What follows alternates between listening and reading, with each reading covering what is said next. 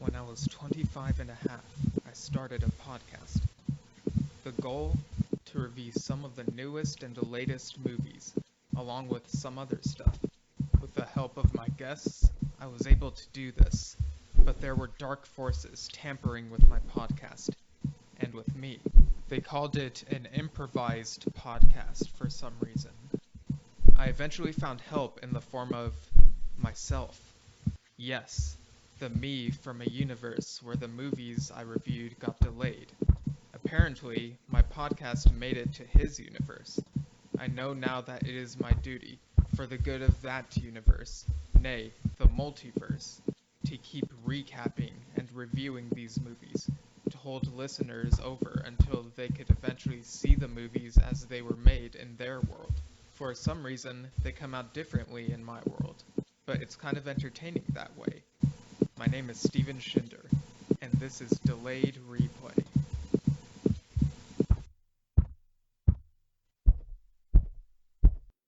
Hello, listeners. Welcome to another exciting episode of Delayed Replay, that podcast where we review movies that haven't come out in that other universe. I'm your host, as always, Steven Shinder, and joining me once again, you may have heard them on previous episodes. It is Dylan and Kiyan from the Decorative Vegetable podcast network thing. How are you guys? Thing. I like that Bob Baker wrote a new canine book on October 29th, 2020, featuring the Axons and the world famous Doctor Who villain, the Mandrills, as well as meeting Kiyan's favorite Doctor Who character of all time, Drax. Yes, Drax from Guardians of the Galaxy, yeah. Real, by the way.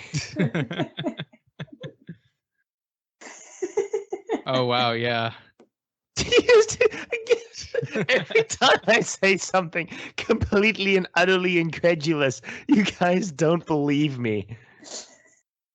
I mean, I believed you, but I felt obligated to say, oh, wow, yeah, after clicking on the tweet that shows... But it costs more to ship overseas than it does to buy the book. £10 plus £15 shipping. All right, so how are you guys doing tonight on this fine night? Well, you know, it's just another night, you know. We joined the call and Stephen was like, good afternoon. And I was like, well, I mean, in technicality, yes. And that's where we're at. That's where I'm at. I don't know where Kiyan's at. I'm at reading the Wikipedia page for Sunshine 2007 film.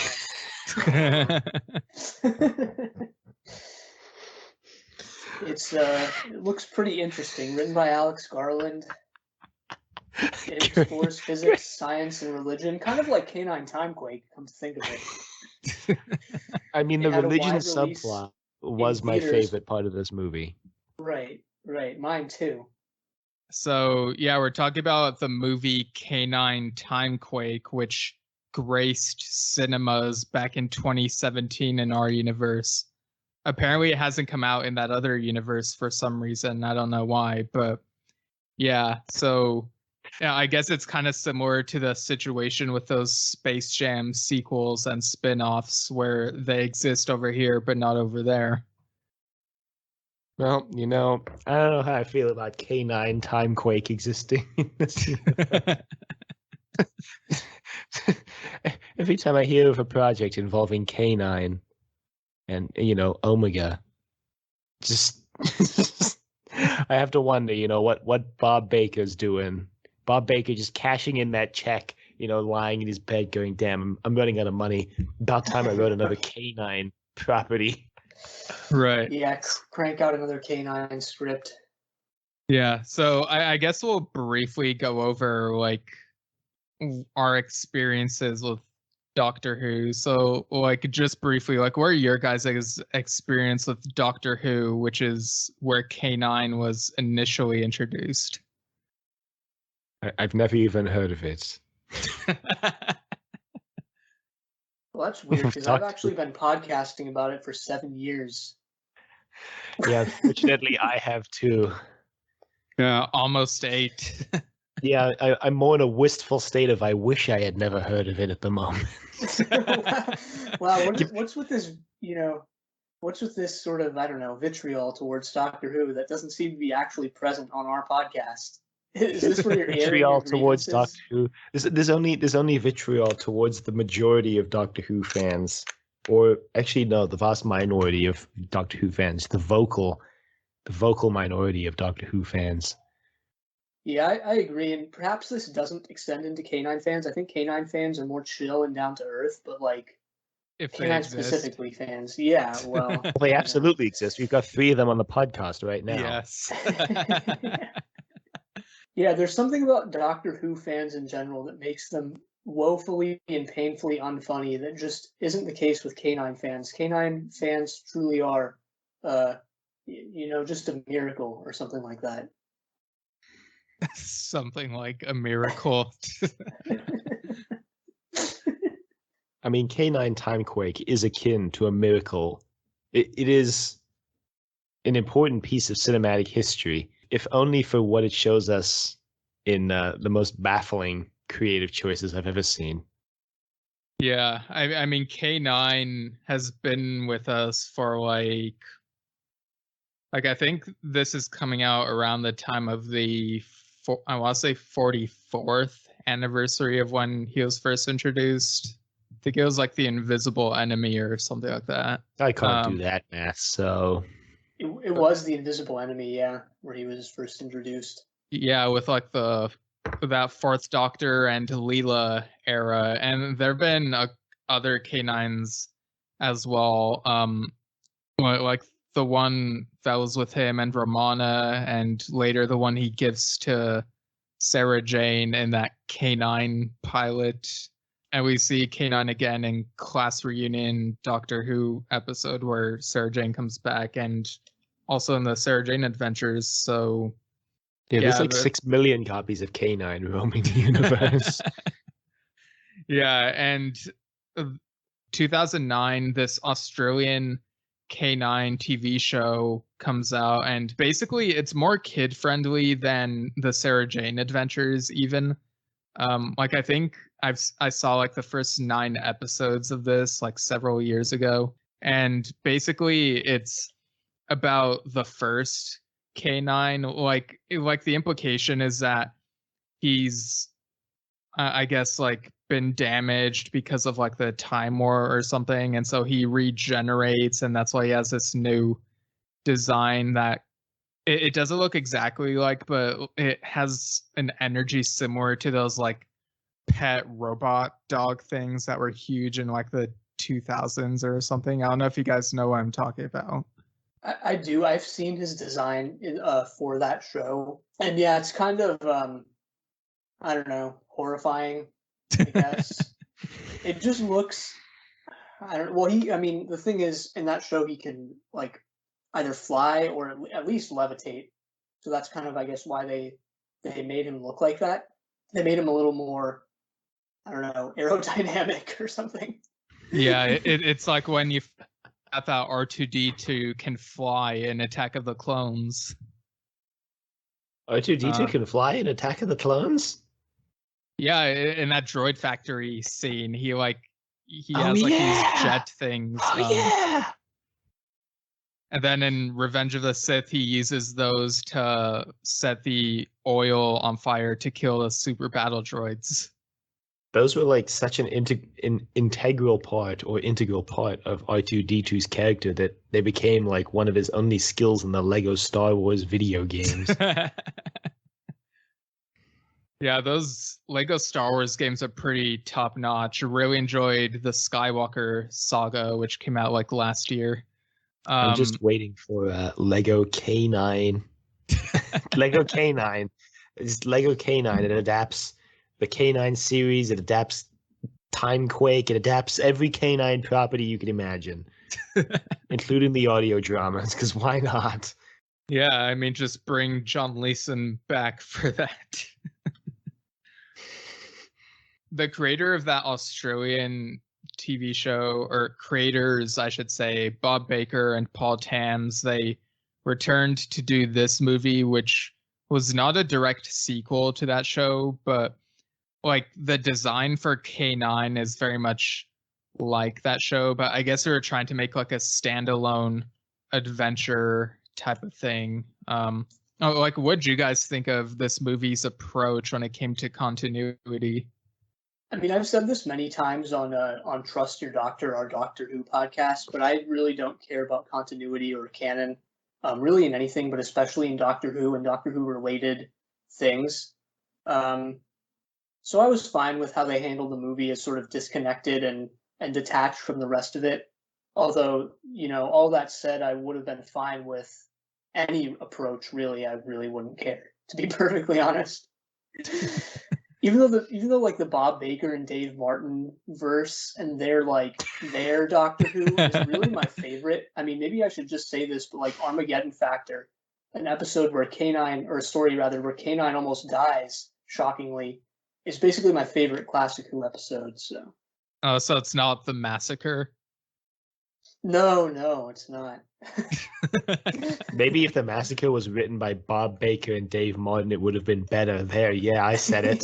You know what? There, I said it. I mean, if the massacre included K9, just no explanation, it would have been better. The Abbot of Amboise is K9. Yeah, he would have gotten away with it if it wasn't for those pesky non-robot dogs, and then he gets unmasked, right? And he's just K9. K9.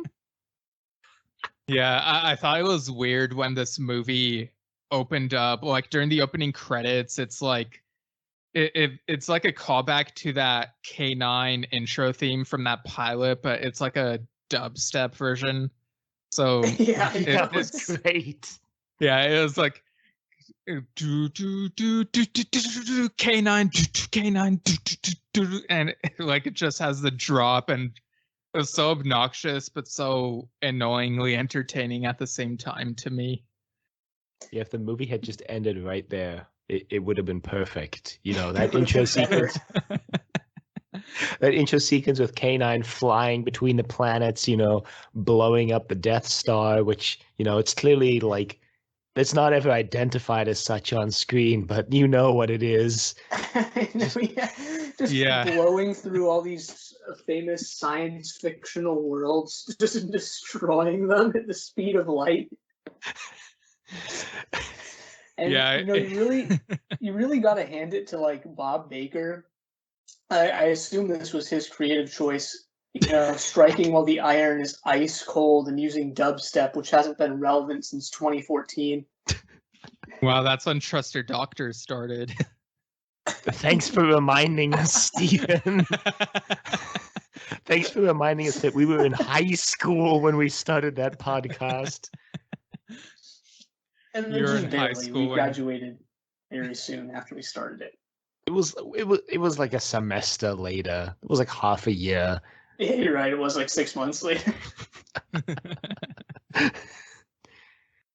But yeah, like right from the get-go, like they hit the ground running by showing that somehow K9 has become corrupted. Like he has a stereotypical like red light on him that indicates, ooh, the robot's gone evil, and it's like, whoa, what happened here? And of course, we eventually find out that this is all part of Omega's plan, his very convoluted plan. What'd you guys think of the choice to bring Omega into this movie, like against K9? It was one of two things I knew about the movie going in. I mean, that's sort of how this movie was billed and advertised, right? K9 versus Omega. And so, like, for me personally, I think I'd been so, I guess, you know, I've sort of been accustomed, you know, I guess you'd say to the premise. I kind of had already imbibed it over the years. So I honestly didn't really think much of his presence. I was just like, all right, this is what it's going to be. It's going to be K9 versus Omega. I mean, with the, like we said, the intro sequence being them just destroying famous sci-fi properties at the speed of light. There's only one villain who, who can match that kind of unlimited cosmic power.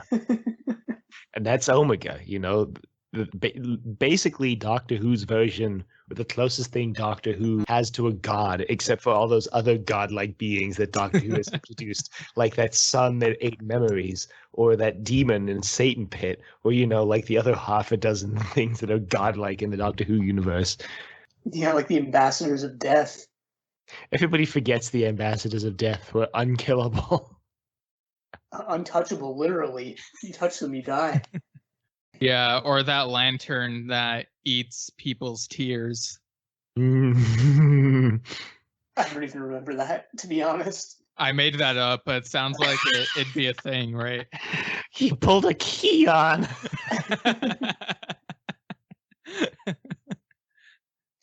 No, but yeah, we have Omega, who, like, I remember he was a villain in the Three Doctors. And of course, there's at least one Big Finish audio with Omega, which I've actually listened to. And yeah, it's a very niche villain, I would say. At least that's how I perceive him anyway. And they don't really update his look to be more modern. Like, it basically looks like they dug the 70s costume out of a box or something. I think they literally did. I think Bob Baker went into his garage and was like, wow, I have the Omega costume in here. Wonder if we could use that. Save on the just pocket the budget money. Like, oh, here's $1,000 to make an Omega costume. Just budget it and pull it out of pocket it and pull it out of the garage. Didn't even wipe the grime and the dust and the dirt off of it. You can tell. It's gross. Yeah, I guess it's supposed to give him like this aged look, but yeah, it feels like digging the costume out was probably the reason they settled on Omega as the villain rather than use a more popular one or come up with an entirely new one. Look, I'm not going to say for fear of getting sued. I'm not going to say that Bob Baker is lazy. But I am also I'm not going to not say that. Well, it's like, I mean, if you think about it, actually, isn't Omega pretty much the most famous Bob Baker and Dave Martin character that they like have the rights besides to use? Besides K9. Yeah, besides for K9, right? I mean, what about maybe. Drax, though? I mean, people love Drax, right? Yeah, right? Played by Dave Bautista, yeah. Yeah, it was kind of a weird celebrity cameo moment when Dave Bautista played Drax in this movie. Just like Bob Baker being like, yeah, I know what I'm saying. Yeah, Drax. They just couldn't get the actor who played Drax in Doctor Who, so they just went ahead and did that. Well, I'm about 90% sure that guy's dead. Oh, is he actually? Barry Jackson played Drax. Drax, the Time Lord Drax. Died in 2013. Drax also appears in this movie. Weirdly, it's the actor who played, like, it's Dan Starkey's birthday today, actually. Is it? Yeah, Dang, he was that's born in weird. 1977, the same year that K9 debuted. Really? That's such a mind trip of sorts. I just always forget how long, like, I always forget that the Fourth Doctor's run stretched so long, even went into the early 80s. It was like, I think it was 74 to 81. Yeah, if I it remember was. correctly. Yeah. Whack. No, but yeah, Dave Bautista playing Drax, Time Lord, but you also had Strax like having a cameo and be like, what the hell is going on here? But yeah, what'd you guys think of like Omega's convoluted plan for like what he wanted to do with the Earth? Well, it's a step up from flooding Amsterdam. That wasn't even his real plan. We just I know. made that up. And I'm It's saying that like- having actually read his real plan now, like before we started recording, and knowing full well exactly what it actually was. Yeah, I know, but I think probably delayed replay listeners are not clued in, but we have a sort of a running joke on our podcast of like Omega's plan in Arc of Infinity was to flood Amsterdam because we couldn't remember the actual plan. I think, look, I am pretty sure that flooding Amsterdam was either a step in the plan or like a side effect of the plan.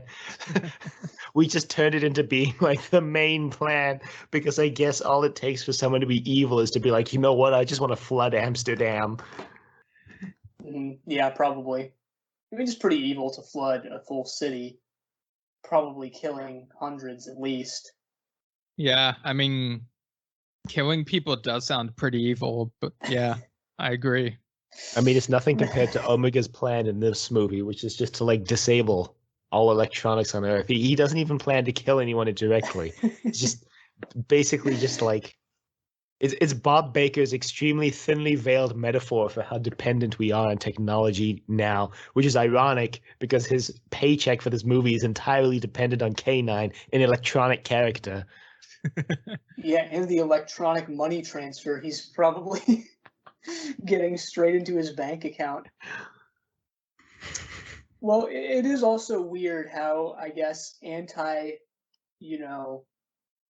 direct to violence Omega is. What did you guys think of, like, before he didn't really seem to have any qualms about killing, but now, it's as if he doesn't want to get his hands dirty anymore. I mean, what's up with that? Yet he's still going about, his sort of plan, which is going to, as Dylan mentioned, indirectly kill probably thousands, if not millions.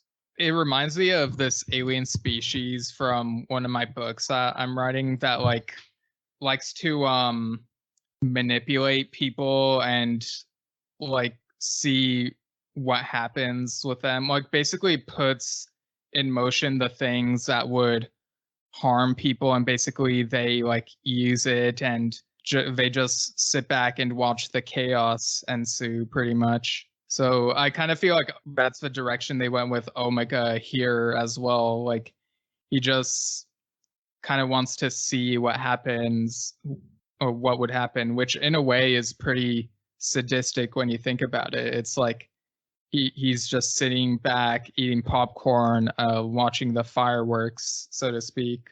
It's just interesting that we seem to have evolved to a calmer, more hands-off Omega. One who's content to be almost we make this comparison that the Master is like Moriarty, but the Master is too flamboyant, too front and center of his plans to really be Moriarty. It's almost like Omega in this movie has actually become the Moriarty of the Doctor Who universe, sitting in the background, manipulating events, and never really revealing themselves.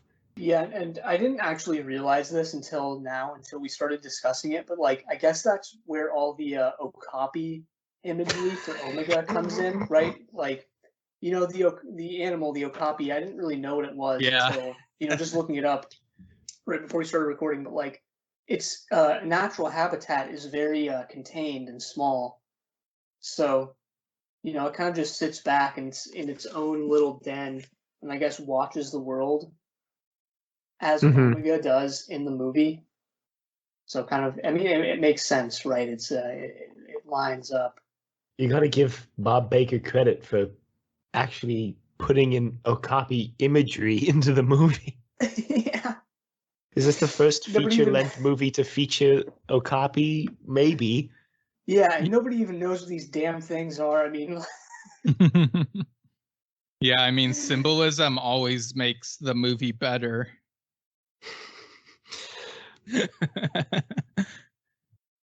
Speaking of symbolism, was kind of interesting that that Bob Baker decided to do a sort of Kill Bill riff with this movie, to have K9 on a revenge path for most of the movie, hunting down Omega by hunting down his subordinates throughout the movie. Kind of interesting plot-wise there. What did you guys think of that kind of whole setup?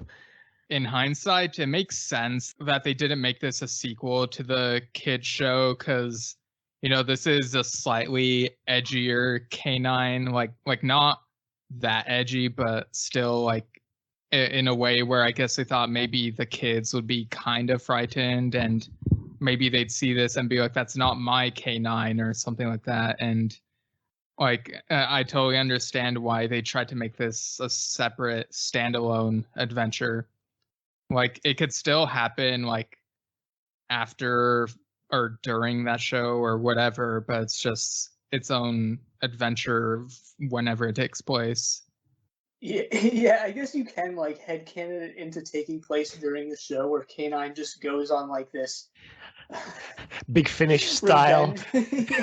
Revenge quest rampage across the universe, destroying planets and destroying alternate universes. Yeah, the alternate universe thing was that kind of came out of left field, you know. But it was interesting seeing the alternate universe K9s. I mean, it was sad watching them just get vaporized by Prime Universe K9 in his ultimate quest to defeat Omega. But yeah, like there were K9s of different colors and different metals. It was, yeah.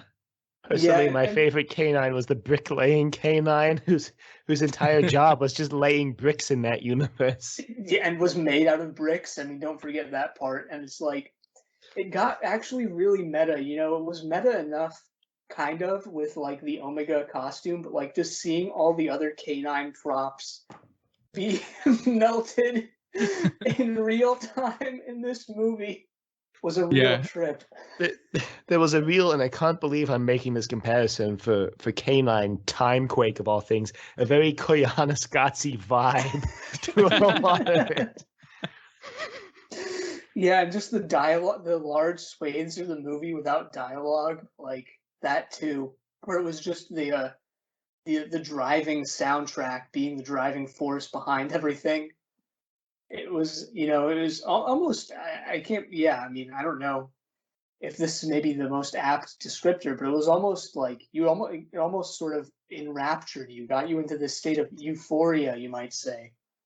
Yeah, I mean, when K9 goes to the Lego universe and there's like a Lego brick K9 there, like it's all colorful like you would expect Legos to be, but then it slowly fades to black and white and goes full screen to widescreen. You know what I mean? Where like it adds like the black bar at the top and bottom to show how serious it's going to be. And it's like, oh, shoot, I guess stuff is going to go down.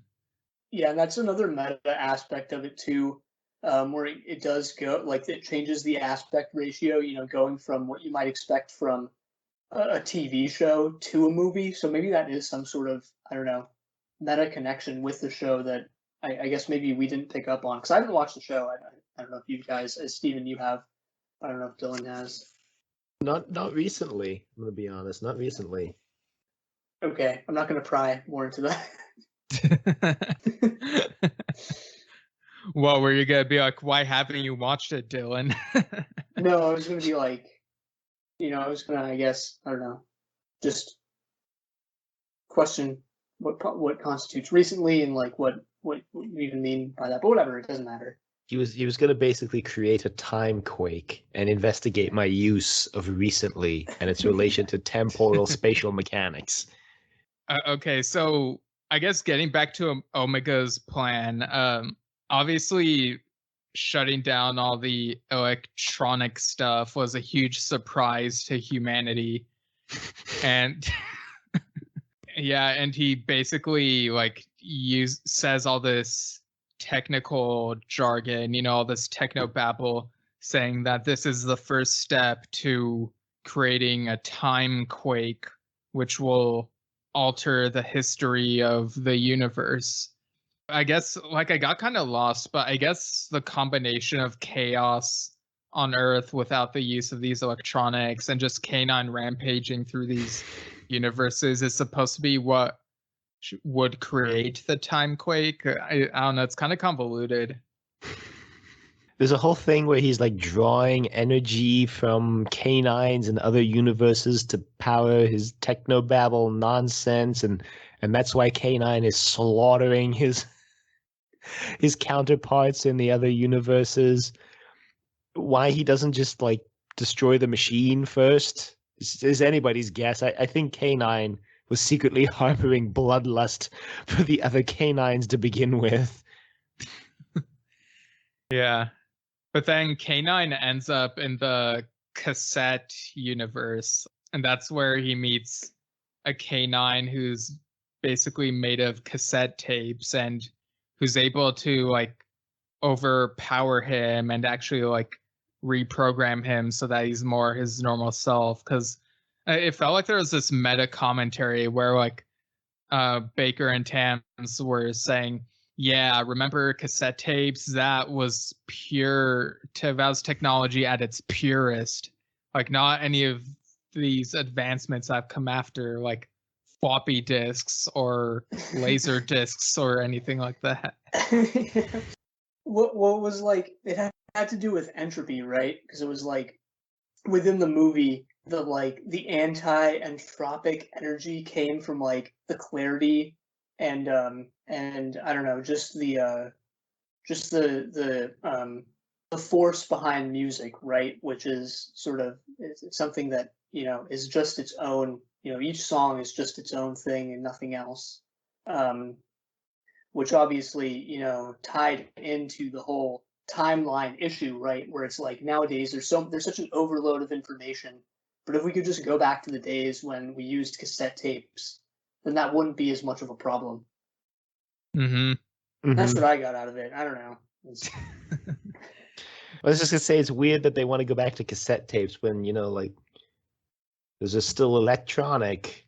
You still need electronics to use cassette tapes. Yeah.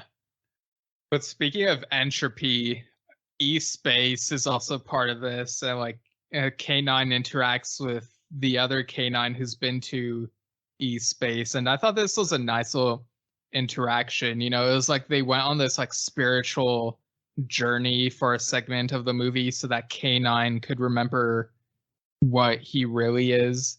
And it felt really religious in a way with all the trippy imagery, like, and floating turtles and whatnot. Like, what did you guys think of that? Very Terry Pratchett, you know, turtles all the way down. Yeah, Discworld.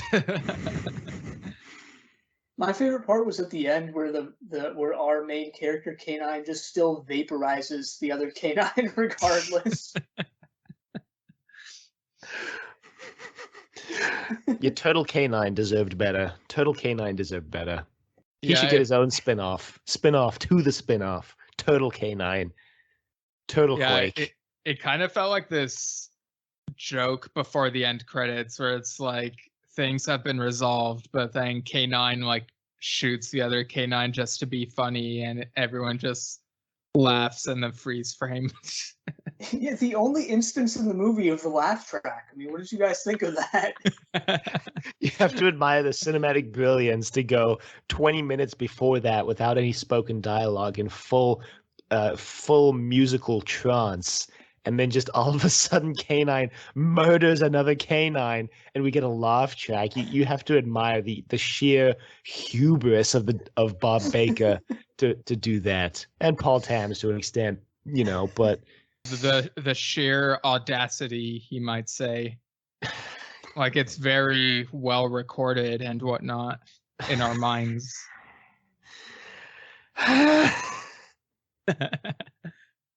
No, but we're getting ahead of ourselves though. So K9 is basically back to his normal self, and he's like, I gotta figure out a way to defeat Omega. But except not sounding like that. Like obviously he sounds like John Leeson. Like I don't sound like John Leeson, so I'm not even gonna try. But yeah. Kiyan's well known for his John Leeson impression. Kiyan. Wait, what? No, I'm not.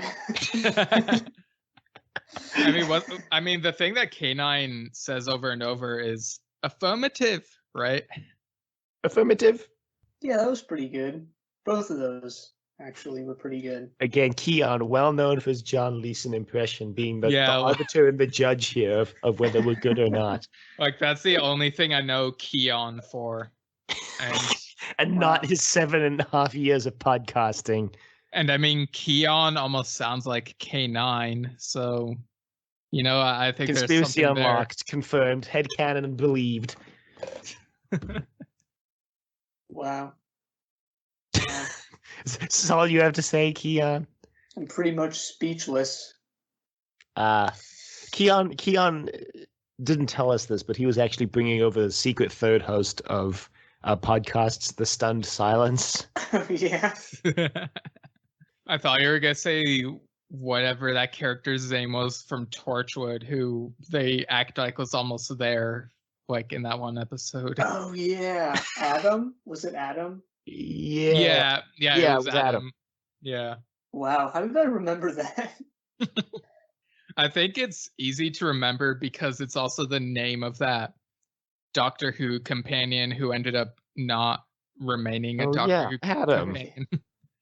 And people just like don't talk about it. Imagine if Russell T comes back to the show and he announces the next companion is going to be Adam. Man, that would be wild. I think Adam came back for revenge in one of the multi-Doctor comics. In the comics, he works with the Master and gets like closer than anyone else has ever to like actually killing the Doctor, from what I remember reading. Yeah, the comics would scrape that grime off the bottom of the barrel. Yeah, I mean, speaking of like killing the Doctor, this is a tangent, but like I know you guys haven't gone through the Sarah Jane adventures, but there's an episode where Sarah Jane and someone else, like she's talking to someone and she's like, if the Doctor were to die, I think I would have felt it. But like I remember when I watched that episode, I thought that was a weird thing to say because it's like the Doctor could be anywhere across the timeline, so like the Doctor is pretty much always dead and or almost always alive and theoretically always dead, assuming that the Doctor eventually dies, and like they could die in the future and like or the past and Sarah Jane wouldn't even know it. So I don't know, that's just a line of dialogue I always thought was weird. Maybe Sarah Jane is secretly a Time Lord. You ever think about that? No, I honestly have never thought about that. I'm blowing your mind right now. Yeah, it's like a hair dryer to my brain. It would make her a little more devious, right? Like, because she gets dropped off at the wrong place, the wrong time, or whatever that was, and like, she's like, "Oh man, got dropped off at the wrong place, the wrong time." Yet, if she was a Time Lord, you know, she probably would have had the means to correct that or something. Yet she doesn't. She's a third Doctor-esque exiled from Time Lord society. Yeah, maybe. Yeah, then again, if she was a Time Lord, she probably wouldn't have been wearing those overalls. You know, she probably would have had, you know, the wherewithal to have a, you know, slightly better look. So. Oof. Kiyan just dunking on Sarah Jane's fashion sense right now. Bold words coming from a man talking about a lady who has since passed away and cannot possibly respond. I would say italicized words. All right. Well, that's better than what my comeback was going to be. So. No, but I got what you mean. You were talking about the character, not the actress. Right, exactly. But we're anti-Death of the Author universe.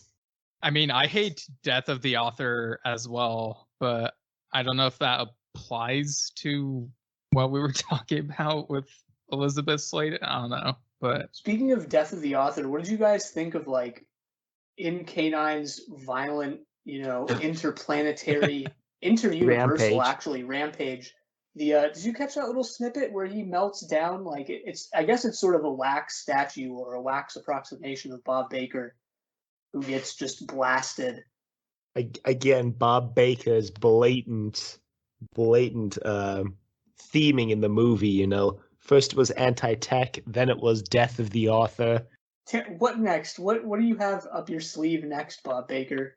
I mean, let's not beat around the bush. There was a massive sequel bait at the end of this.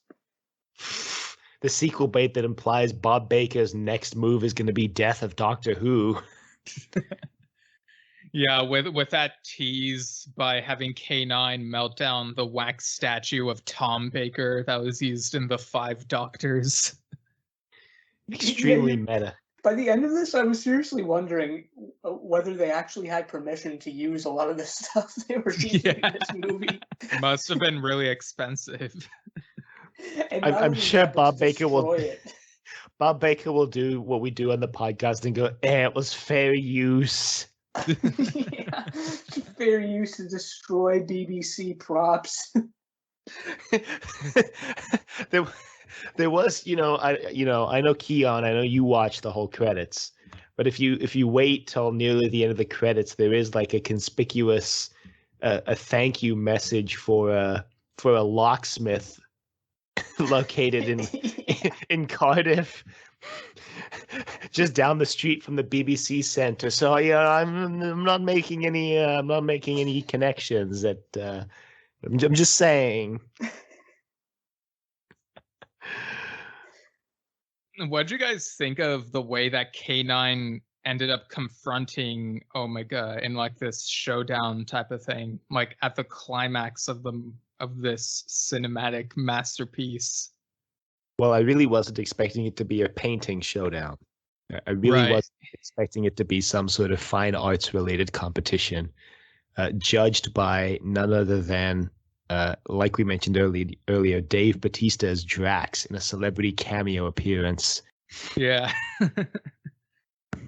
Well, like the judges of this art competition, like it was basically their jurisdiction, like who would win. And yeah, and it's like obviously K9's gonna win, especially when you see that Omega's painting is just like, it's literally just a Greek letter Omega in red on a background, whereas K9 creates this.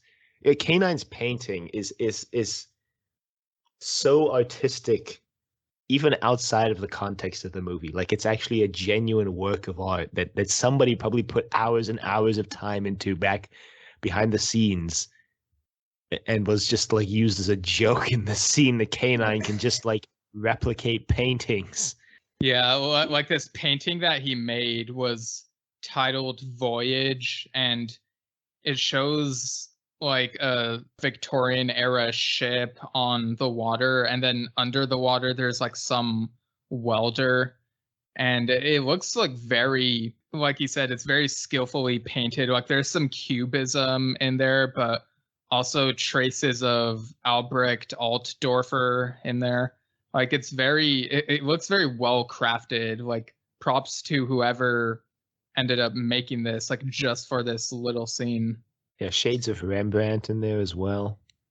Oh yeah. It definitely knows its history, but it's interesting how like the movie itself kind of throws history by the wayside. When it sort of insinuates like Omega's a humanoid, but like K9 doesn't really have hands. Yet he is sort of able to outpaint Omega in a way, you might say.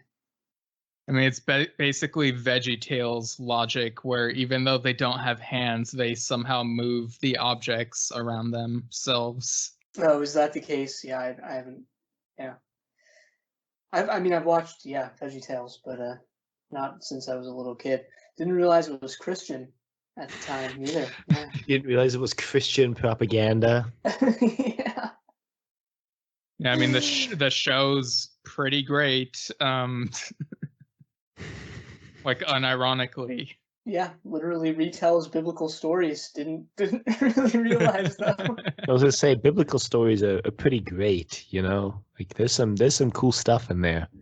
It's just it becomes more attractive when you retell them when all the characters are vegetables. I don't know why that sentence was so hard for me to put together. Well, it's like, you have Methuselah, right? The guy who lived for like 900 years. So of course he would be like a vegetable, you just have that in the head, right? Of like a super rotten, moldy cucumber. A 900-year-old cucumber. The title of my next autobiography, The 900-Year-Old Cucumber. Well, speaking of time being out of it's whack. Just about Yoda. Oh my god. But speaking of time being out of whack, I really liked sort of how, I don't know, artsy and non-traditional the ending of this movie was, the sort of finale, where it's as if all of time is happening all at once. basically like this is the TimeQuake, right? It's basically all time periods sort of colliding, being side by side, and it's like watching one of those montage pictures where you have a photo of a different scene, and but here it's like they're all side by side and they all look vertical, like if you get strands of spaghetti together, like, and each era is like within them. Yeah. Mm-hmm, mm-hmm. And you know, this might sound sort of overblown. My estimation, you know, here of Canine TimeQuake might seem almost to be too great, but you know, back when I read 100 Years of Solitude, you know, I closed that book and I was like, wow, there's no way they could ever adapt this into a movie just because of like how the prose plays with time. But I think Canine TimeQuake has done it. Wow, I've never read this book. Well, we all knew there had to be the titular TimeQuake somewhere in the movie, you know? Yeah. Well, honestly, I wouldn't. Honestly, it wouldn't have surprised me if Bob Baker, of all people, had just not included the TimeQuake in the movie. As he's sort of a fly by the seat of his pants writer. At least that's how he is in my memory. So, yeah. Yeah, I mean, the way they kind of convey the shaking of the universe is just by shaking the camera, and Very classic Doctor Who. yeah. The actors pretending that they're moving back and forth, like kind of like in Star Trek as well, when the Enterprise is like getting shot at. Right. I also thought it was funny when, like, during the art sequence, they're somehow able to go into the paintings. Like, it felt very Blue's Clues in that aspect, like, you know, the whole Blue Skidoo Weekend 2 and just jumping into the painting, and, you know, K9 just chasing Omega, and they're just like fighting back and forth. It was pretty epic seeing them fight like above the ocean, like, and under the water like that. Potentially also a budget saving technique, you know. Yeah. Yeah, I mean, going back to the roots of Doctor Who, right, of not having the best budget, like that's how classic Who this movie feels in a way. Yeah, it does. So would you guys say that this fits in better with classic Who or new Who? It doesn't really, you know, fit in with either, but like, which would you say it's closer to? It's absolutely TV movie-esque in that it straddles between the two. Yeah, like it straddles between the two, but also with the weird aesthetic of the Australian K9 TV show. Like, I don't know how to explain it, but that show, like when I watch it, it seemed even more artificial than like some of the other like new Who stuff. Like, I don't know, like I guess it kind of feels like Spy Kids in a way to me, like just in terms of like I don't know. It's sort of this intangible thing I don't really know how to explain. Is it that thing of like how actors, live action actors, after like, you know, like 2003, 2004, like don't even look real? Is that just me? Am I the only one who thinks that? That actors don't even look like real people anymore? Yeah, I think that's just you. Yeah, it's just you. Wow. Thanks, guys. No, I'm sure there's like at least one other person in the universe who feels that. Maybe. You guys really don't think that? Like, when you watch a movie from like the 90s or 80s, the actors, like, they look real. They look like real human beings. Like, if you watch a movie from like, say, 2014, they just don't.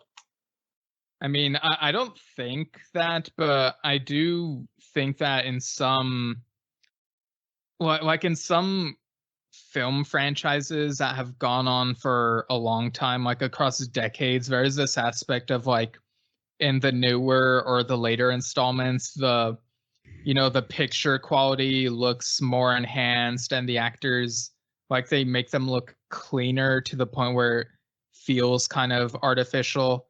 Like, trying to think of an example, like Terminator Genesis and Terminator Dark Fate definitely do not feel like the first two Terminator movies as much as they try to recapture the moments of those two movies, like rather unsuccessfully, I would say. Mm-hmm. Mm-hmm.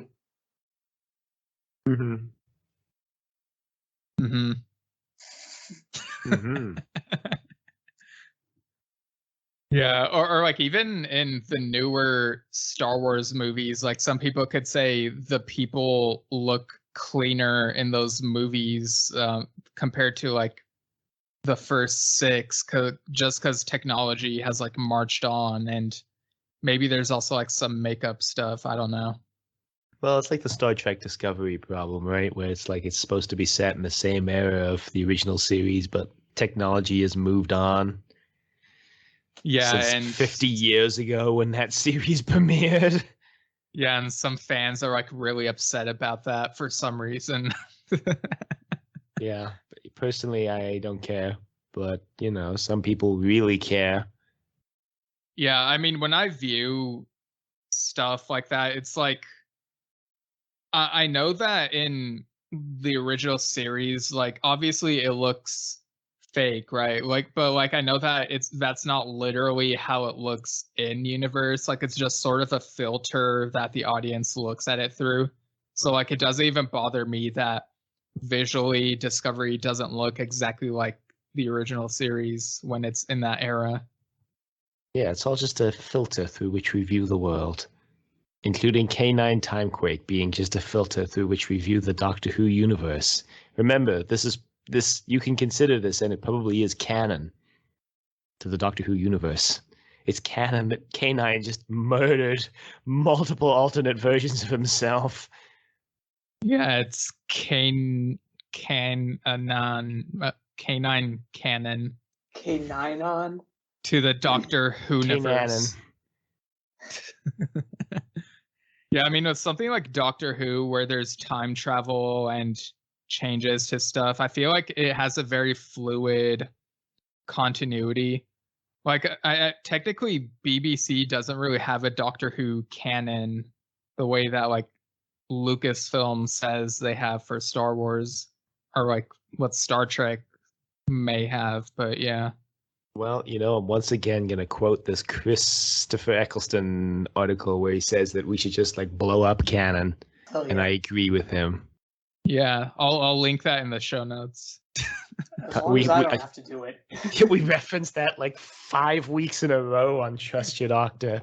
For Yeah. 5 weeks, I had to link it in the show notes. But anyway, I was like really on the edge of my seat during this confrontation between K9 and Omega, where it's basically become like a battle of wits where they're trying to guess each other's favorite color. And it's like it feels very classic Who, with the Fourth Doctor and Morbius having that mind-bending competition, but more simplified. Like it got me in the nostalgia feels, Yeah, and lo and behold, K9's favorite color is gray. Shocking. Yeah, and Omega guessed that it was blue for some reason. Well, Omega is a fool. Yeah, and K9 was able to guess successfully that Omega's favorite color was chartreuse. Such a specific color. Every time I find out / am reminded that chartreuse is a green color and not pink like I always seem to think it is, I'm just like my mind is blown, including watching this movie. Yeah, it sounds like, without looking at the color and just thinking of the name, it sounds like it would be orange-ish, but it totally isn't. I don't know why. Yeah, it's mysterious. It's weird. Yeah, but once K9 defeats Omega, he basically gets banished, kind of like how in Yu-Gi-Oh! People get banished to the Shadow Realm. It kind of gave people those vibes, like some moviegoers have compared it to that, but I've never like really watched Yu-Gi-Oh that much, so like I don't know. I've literally never watched Yu-Gi-Oh in my life. In fact, the only thing I know about Yu-Gi-Oh is the hilarious thing that like the TV show anime will constantly make OP cards to get Yugi out of completely baffling situations that then get printed and completely break the actual physical card game until like some ruling body goes, we should probably make that card like illegal to use in competitive Yu-Gi-Oh. Yeah, because it was never supposed to be like an actual card game. Like, yeah, the comic, the manga, and then the anime like came before that. Wow, I'm actually surprised by that because it totally sound like the whole concept of it feels like there would be a card game at least in mind when the story is being like introduced in some medium. No, like no, I so would think that the card game would be like one of the first things like right out the gate. No, well, so I guess we're just gonna go on this tangent, but whatever. I mean, you can cut this out if you want. But like, yeah, the original, like the very earliest like installments, the very earliest chapters of the original comic weren't even around the card game. The idea was like the premise was that like this crazy ancient Egyptian pharaoh possesses this kid and engages in like really high stakes games. I like the celestial toy maker. Yeah, basically ends up murdering like multiple kids at the school. And then they get sent to the shadow realm. Well, not in the early chapters. Not in the early chapters. Yeah, and then they introduced the card game, and then Konami got their grubby hands on it, and then it was the rest was history. Well, I don't know if I'll ever. I'm just gonna say I'm never gonna watch Yu-Gi-Oh. Probably. Like I watched that anime series Star Wars Visions recently, and it made me want to rewatch Animatrix and Batman Gotham Knight, but that's pretty much it. Yeah, the Animatrix did it first. Hashtag all of you at home, go to Twitter right now and tweet hashtag Animatrix did it first, and then tag Steven. I don't remember what his Twitter handle is. At Steven Shinder, I guess. Steven Shinder. and that's it. That's the whole tweet. Make sure you do that. If you want, you can also throw in the hashtag. I did it because the podcast told me to. Just if you're really feeling like a sheep today. Yeah, and I still haven't finished Cowboy Bebop season 1. Like, I started at the beginning of like 2020, like in January or February or something, and on average, I've been watching like one episode per month, probably. All right. But wait, there's only one season. Yeah, I know. I changed my mind. Everybody at home, delete the tweet you just sent. Write a new one. Hashtag Animatrix did it first. Hashtag hurry the F up and finish Cowboy Bebop. Yeah. At Steven Shinder. Yeah, I gotta finish it before that live action version comes out on Netflix. Looks terrible. I just have to mention that. Every time someone brings it up, I'm like probably legally obligated somehow to mention that. It looks really bad. Probably. Okay, everybody go home and tweet live action Cowboy Bebop will be great at I don't remember Kiyan's Twitter handle, so just tweet it at Decorative Vegetable. Podcast, yeah. Tweet it at TYD Podcast. That's basically my personal Twitter. I hate to admit it. Yeah, maybe they should get Chris Pratt to voice Yugi in a remake. I don't know. Kind of like how they teased him voicing K9 replacing John Leeson in the next one. What was that all about? Look, you have to get the sequel bait in. You know, in 2017, when this came out, you know, we were staring down already multiple years of Marvel dominance, and you got to get that sequel bait in now. You gotta You got to get that in there because you want the studio to make that sequel movie. And if you're Bob Baker, who pulled the script out of his couch cushions and pulled the Omega costume out of his garage because he's broke, you need that sequel.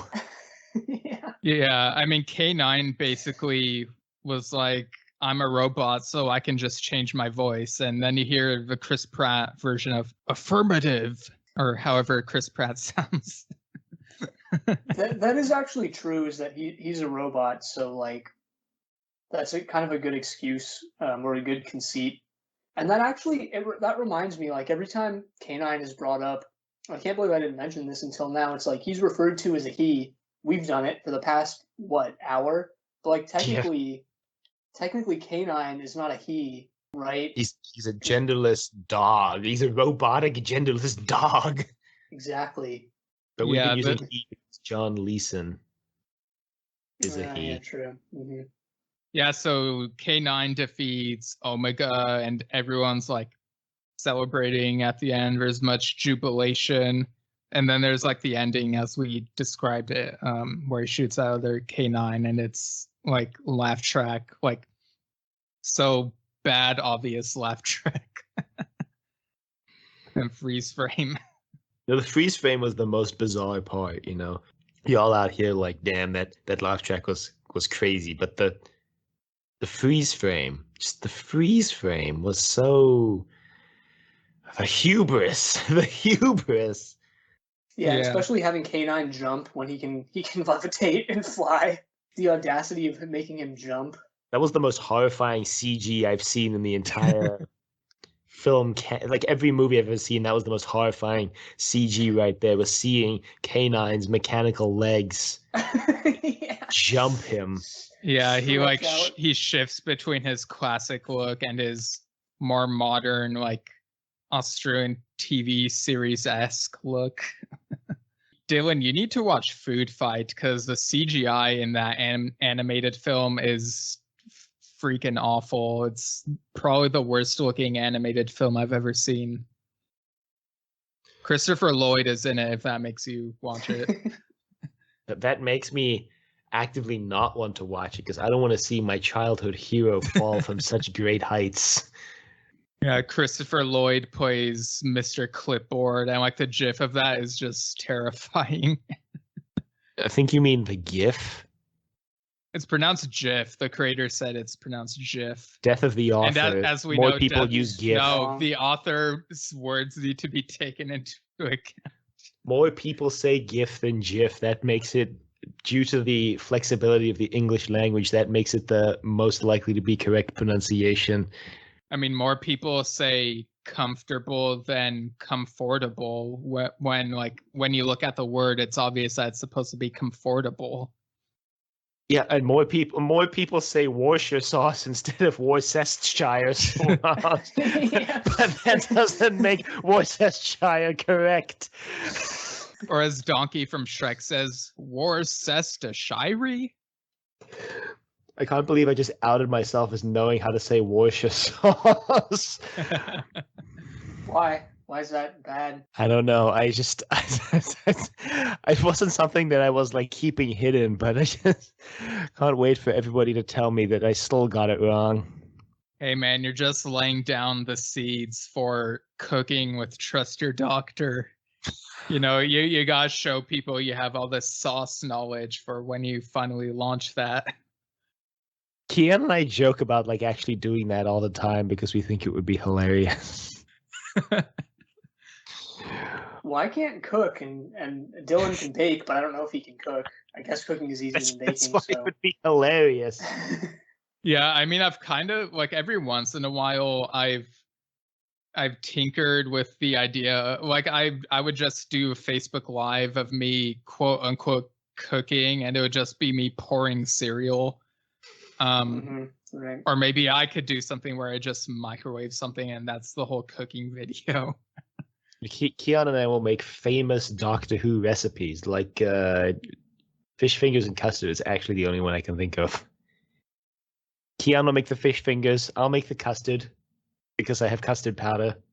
And that's... So do I. Actually. Hell yeah. From England. Mine's also from England. I do like that your initial plan for getting custard was to get frozen custard from the frozen custard place that used to exist here and melting it down. You can't get any other form of custard here. You can't even get that custard anymore because the place closed. Yeah. We're like far off topic. Well, I was just gonna say, I don't know why, but whenever I saw custard on Doctor Who, it didn't register in my head that it's custard, the sweet thing that people use. Like in my head, I just always thought, oh yeah, it's tartar sauce.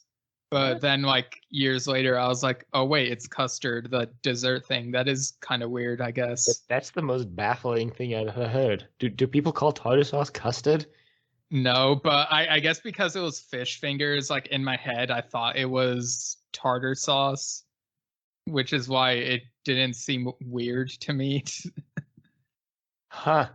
Fish fingers and custard probably isn't that weird, just like how bacon on a peanut butter sandwich probably isn't as weird as people think. No, yeah, I've tried fish fingers and custard. It wasn't that weird. Unless you have anything else to say about this movie, I guess we could go into final thoughts and score out of 10 and then read a couple emails that we got. Yeah, the only other thing I thought to say was that I remembered another disgusting recipe to try on Cooking with Trust Your Doctor, and it's that disgusting sandwich that kid made on Children of the Stones. Where, Oh yeah, the one that Adam made. Yeah. Oh yeah, Adam from Torchwood, yeah.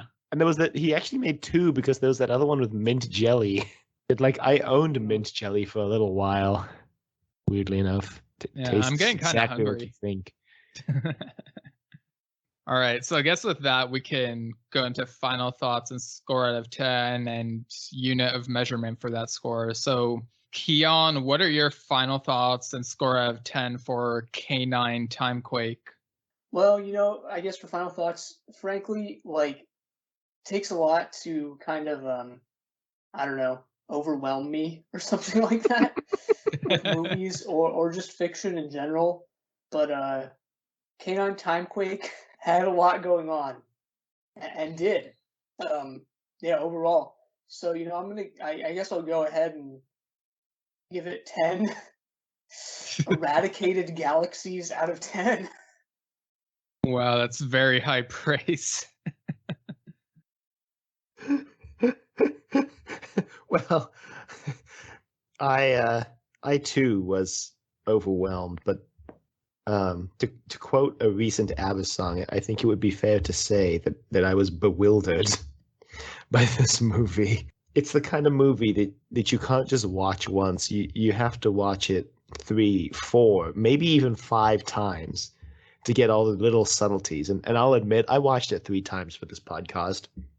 I watched it 3 times for this podcast. And by the 3rd time, I basically felt like I had been interred at Shutter Island. And for a movie that can so fully ingratiate me into the world, I have to give it. Yeah. I have to. 9 Ks out of 9 Ks. K9. Nailed it. You nailed the delivery. Wait, so is that like 9 out of 9 or 9 out of 10? It's a 9 out of 9. That awkward scale where each point is worth 11%. The most annoying scale of all time. My mind is broken. You can pinpoint the exact moment my mind snapped in two from K9 TimeQuake. Yeah, I guess you could say it was a mind warp. Oh no. Reality is folding in on itself. Yeah, Maybe but the real TimeQuake was the podcast we recorded after the fact. Maybe the real TimeQuake was the complete lack of any sensation of time passing we experienced while watching these movies. This movie, I mean. I feel like you guys are nicer about this movie than I am. Like, I thought it was really surprisingly entertaining, but I wouldn't like rank it that highly. I think I'd give this one 8.1 out of 10 paintings. So yeah, I guess 8.1, kind of like how 8.1? K9 and Company came out in 81. So yeah. Why wouldn't you just use a 100-point scale then? Fine, Why? 81 out of 100. It's like there's people who are like, oh, I give this 1.5 stars out of 5. Just use a 10-point scale then. Just make it 3 out of 10. I think you mentioned that there were some emails to read. Yes. 2 emails that are probably from the same person. Probably. Yeah. I mean, same name and same email address. So yeah, probably. I mean, you never know when someone could like hack into someone's email address and send it from their address without them knowing, you know? I mean, it could be less malicious. It could just be like 2 people sharing an email account and name. Right, but who would have to do that? I don't know. Maybe the person who emailed you. No, I was like joking about podcast emails that are jointly shared, but whatever. So this is from Oliver Titcombe, who actually like sent an email to the podcast on another time that you guys were here. I think it was either the M4TRIX or the John Wick episode. I can't remember which one, but yeah, so this is the one from that other universe, not the one from my universe who guested on that episode about the M. Night Shyamalan movie Old. So this first email actually came in while I was recording the episode on Kingsman, the Blue Blood. And then I didn't check my email by the time of the next recording, which was for that Nick Cage movie, The Unbearable Weight of Massive Talent. But yeah, finally getting to it now. So consider this a delayed reply, Oliver. So he's... Yeah, thank you. So he says, "Dear delayed replay Stephen, in reference to the delayed replay episode about Resident Evil Welcome to Raccoon City, you mentioned that the origin of the term derives from... Oh, I should say the subject heading is jumping the shark, so he's referring to that. Like the origin of the term jumping the shark derives from the plot of an episode of Happy Days when the main character literally jumps over a shark. It is a common misconception that this marked the beginning of the end of Happy Days. It actually happened relatively early in the series run, and the ratings didn't tank as a result. Hard to believe, I know. If you actually want a more appropriate term, I highly recommend you use the term nuking the fridge instead. Before you ask, yes, it's exactly what you think it is. Apologies for anyone listening, spoilers ahead. For those who don't get the reference, nuking the fridge refers to that scene in Indiana Jones and the Kingdom of the Crystal Skull when Han Solo ends up on a nuclear testing site and decides to hide in a lead-lined fridge. In an unrealistic jump in logic, this is sufficient to protect him from the radiation during the blast, despite the fact the fridge should have broken open when it hit the ground, killing him instantly. The term nuking the fridge has been used ever since when a film in a franchise does something not only unrealistic, but mind-numbingly stupid, ruining the film in the process without any obvious payoff.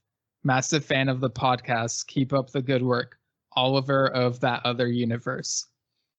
So yeah, there's a lot to unpack there. What do you guys think of that whole Happy Days thing with like jumping the shark? Look, I've never watched Happy Days. I just wanted to jump in here and say that based on the email as presented, nuking the fridge is not an exact one-for-one replacement for jumping the shark, because per the definition provided in the email, nuking the fridge is used when what was the exact phrase he said? Like when it's something unrealistic. When a film in a franchise does something unrealistic and mind-numbingly stupid, ruining the film in the process without any obvious payoff. Yeah, so like jumping a shark is like, yeah, it's dumb and it's mind-numbingly stupid, but it's not unrealistic. Like it's completely and utterly possible to do, whereas nuking a fridge is not. So, you know, that's where I stand on this. I don't think the latter is actually a direct substitute for the former. Damn, those are fighting words. What do you think, Kiyan? I don't really have an opinion, to be perfectly honest. I know that's probably disappointing, but yeah, I just don't. Fair enough. I don't have an opinion. Kiyan is my favorite Kiyan. I do agree that I do feel like there is this misconception that jumping the shark on Happy Days was what led to the show getting canceled, when actually it was really early in the show. But I think the thing is that, like, I think jumping the shark also may perhaps refer to how it's like the first stupid thing that happens on the show, and it's like after that lots of stupid things happen on the several seasons that follow, kind of like how on the show Family Matters it kind of jumped the shark when they started relying on Steve Urkel's inventions and making that show less grounded and more ridiculous sci-fi. When me and my friend Ted recorded that Resident Evil episode, there actually was a moment where he said that, like, you know, he mentioned the jumping the shark moment on Happy Days and was like he said that the show was canceled shortly after that. And like when I was editing that episode, I cut that part out because like I knew it was wrong. So, but now I'm just like outing him, I guess. And you saved him, and then betrayed him. Kind of jumping the shark here, Steven. Kind of nuking the fridge. Yeah. What's also kind of funny is I noticed this jumping the shark email after I'd messaged my friend. I might bleep out his name when I say. I'll ask him if he's comfortable. I'll just make a beep noise when you say his name. You won't even have to do it in post. Manuel. Beep. Yeah. Dylan has met him a few times at least, but yeah. So, like we were talking about The Sopranos, and he mentioned something about the show jumping the shark. I think he made up the event just to joke around. Like this was the moment when it jumped the shark, and like after that, I sent him a GIF from the show Community where Donald. Yeah. I meant what I said when Donald Glover's character Troy, like his friend Abed tells him that they shouldn't move in together because best friends living together is kind of jumping the shark. And then Troy's response was, and for the record, there was an episode of Happy Days where the guy jumped over a shark and it was the best one. Like, I think I even mentioned that on the Resident Evil episode. But yeah, I sent that GIF to my friend, and then I saw this email like right after, which was kind of spooky. But yeah, thanks for that email, Oliver. I guess I'll read this next one from him. Dear Other Steven. He misspelled my name with a PH for some reason. I don't know why. But... Stephen. Yeah, it's like, who am I, Stephen King? I don't know. But yeah, he says, subject heading is Dennis the Menace. He says, in your most recent episode of Delayed Replay, I guess that would be the Kingsman, the Blue Blood episode. He says, other Greg, that's Greg and Ted were both on that episode. He says, other Greg briefly mentioned Dennis the Menace. What wasn't mentioned was there are two versions of Dennis the Menace. There's the British version where Dennis has dark hair and has a companion called Nasher. Also, his neighbor is called Walter. Then you have the US version where Dennis has blonde hair and his neighbor is called Mr. Wilson. It is a genuine coincidence that the two have the same name. Love the podcast. Keep up the good work. Oliver from that other universe where the films got delayed. So yeah, this was my first time hearing that there's like a British Dennis the Menace and an American Dennis the Menace. And I like looked into this even further. Apparently, they both debuted in comic strips on the same exact date, like March 12th, 1951, without like knowing about each other, which is really weird. It's just a glitch in the matrix. Everything will be fine. Stephen, I need you to go back to sleep. Don't wake up. This is your conscience speaking. Yeah, there's actually this fan theory that apparently got confirmed, if TV Tropes is anything to go by, but that the British Dennis the Menace is like the father of the American Dennis the Menace, because like the dad looks like him. What? The Dennis the Menace lore is too deep for me. Yeah, Dennis the Menace podcast one. I knew exactly that was exactly what you were gonna say. I knew it because I wanted to say the same thing. Yeah, look. Dennis the Menace might be deeper than we think. Like, the name Dennis, if you say it backwards, is sinned, you know? So there's like those implications, those biblical allusions, possibly. So I don't know. Yeah. Yeah, but that's basically all I had to say about those emails. Thanks for sending those emails, Oliver. Those are like, the Dennis the Menace thing is genuinely educational, and I feel like my life is better now that I know that knowledge. I don't know about you guys, but that's how I feel. It's just more useless trivia for me to spout off to my friends who go, Dylan, why do you know so much useless trivia? Yeah, like if you ever end up on, like, I'm trying to think of a game show that would not require any trivia whatsoever. Oh. Deal or no deal. Deal or no deal, whammy. Yeah. It's like the only ones. Or one of the physical based ones, like American Ninja Warrior or something like that. Yeah. I would fail the very first obstacle on American. So would I. Yeah. So would I. I wouldn't land that first jump. I don't even know if it is a jump. It's probably a jump. It usually is. It usually is, actually. Yeah, or Squid Game, whatever that show is. I haven't heard of that one. Inevitable season 7 or whatever. God, what if they like made a version of those game shows, but like with like croc infested waters below? And just jump the croc instead of jumping the shark. Yeah, well, okay, yeah, it would be better if it was sharks, I guess. I mean, Shark Tank is kind of like a game show, right? you go in front of some judges and they tell you whether you're right or wrong for like what you're giving them. Sure. All right, well, I guess that's everything. Thanks for guesting on the show once again, guys. Where can people find all your stuff? Oh, here and there. Kiyan was so casual about that. Like, oh, just, here, there, at the grocery store, on the pinboard, in the local job posting, in the local newspaper looking for a job, those kind of places. If you're not living in the 19th century and actually have a computer, you can find us at decorativevegetable.com. Yeah, decorativevegetable.com. All our podcasts are linked from there. That would be Inevitable, a classic sci-fi podcast, Triple Play, a movie trilogy podcast, Trust Your Doctor, a Doctor Who podcast, and Zenith, a Blake 7 podcast. You can also find us on YouTube, actually, at Decorative Vegetable. Yeah, and you can also check us out on social media.